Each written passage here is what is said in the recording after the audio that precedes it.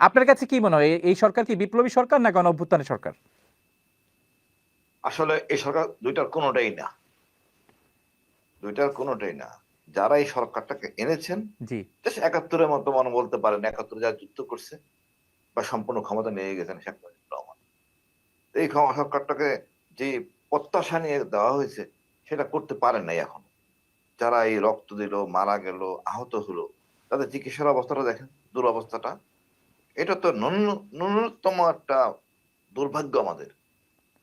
আমরা এই সালে ২০২২ সালে এসে তাদের চিকিৎসাটা দিতে পারেন।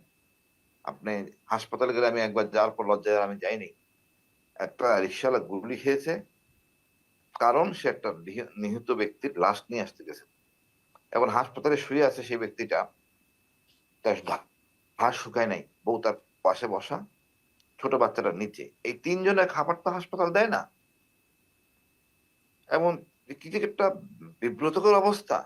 আর এদের জন্য আজকে আমাদের এই স্বাধীনতা, আবু সাইদের স্বাধীনতা।